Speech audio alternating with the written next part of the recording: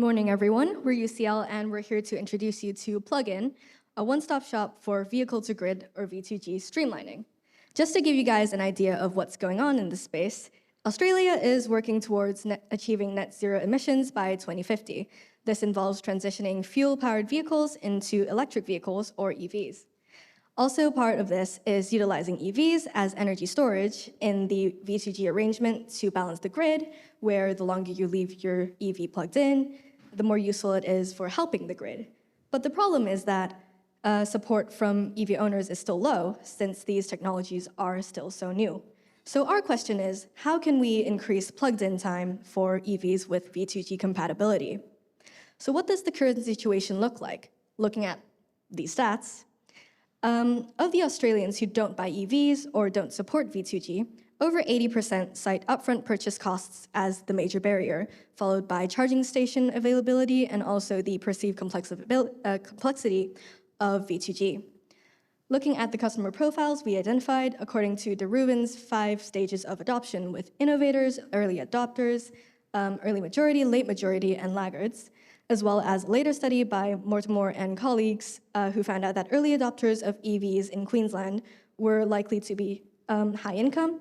These studies concluded that price was the deciding factor in reaching mainstream customers, which are the early majority, late majority, and laggards groups. So customers in Australia can be profiled as current EV owners and prospective EV owners who are likely to be lower income.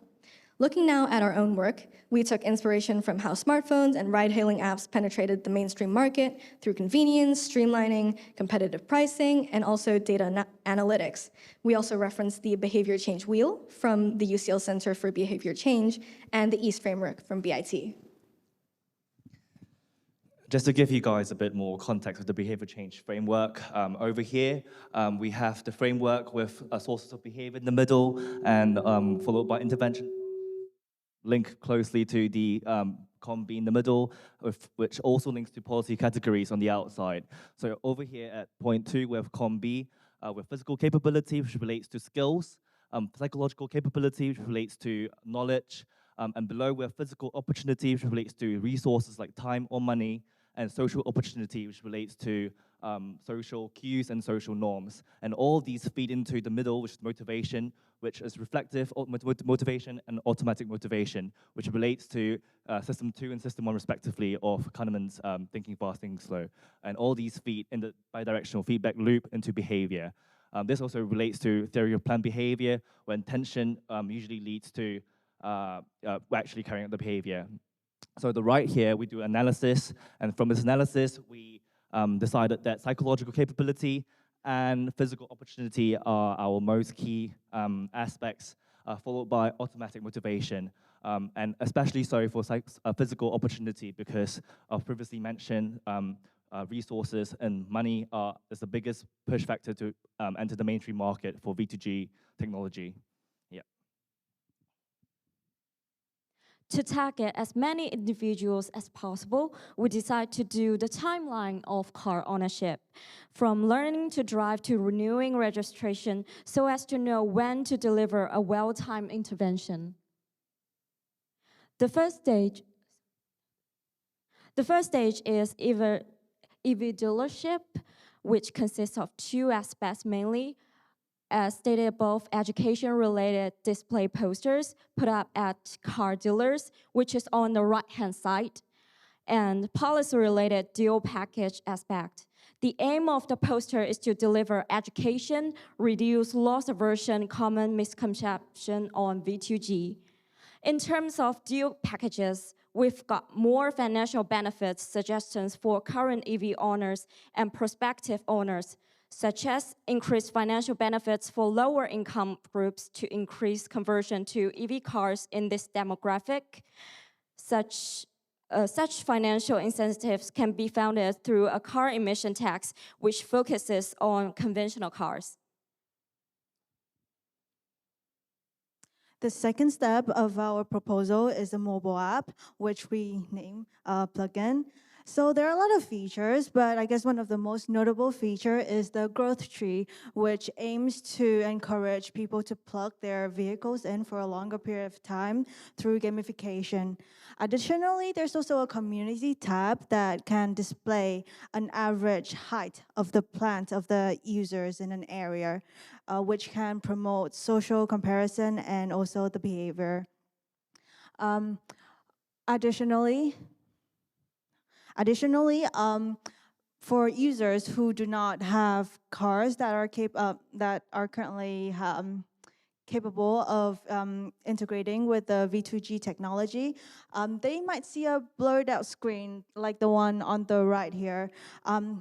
It is aimed to increase saliency by with bright yellow color, and perhaps people would be more curious to explore the technology.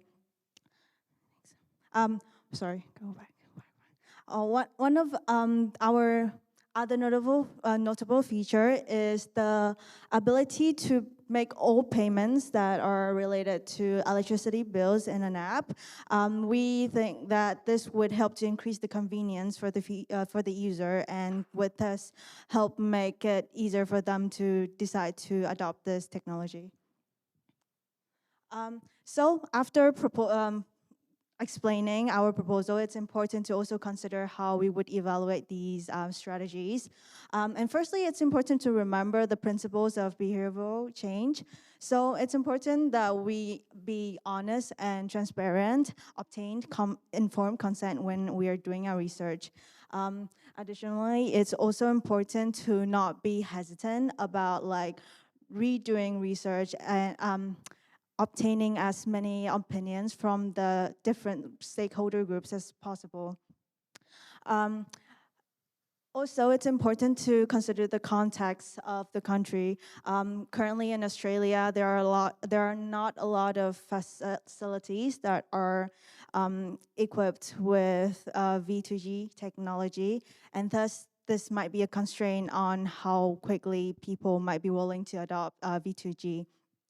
Additionally, the different proposals, the different strategies that we have proposed have their own limitations, but together they work well in a way that would help make a process easier to be adopted, and it might work in the long time.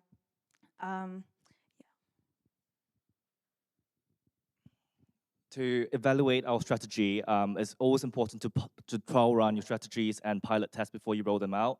So there are lots of ways which are quite common sense, like think about studies in the world, studied pilot testing, pre-post comparisons in the RCTs, and also observational testing where researchers carry out and just observe at the site and determine what's important. But more unfamiliar to everyone would be vectorial RCT designs, which involves testing a control group versus multiple other groups, which each group may have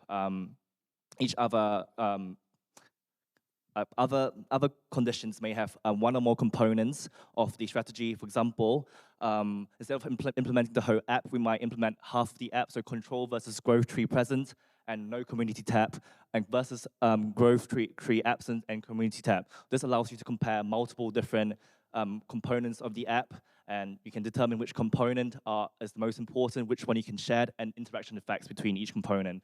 And also micro RCTs, which allow very structured temporal position. So at a user's journey through the app or through the timeline through car ownership, each time point is randomized, and you allow you to know what's important.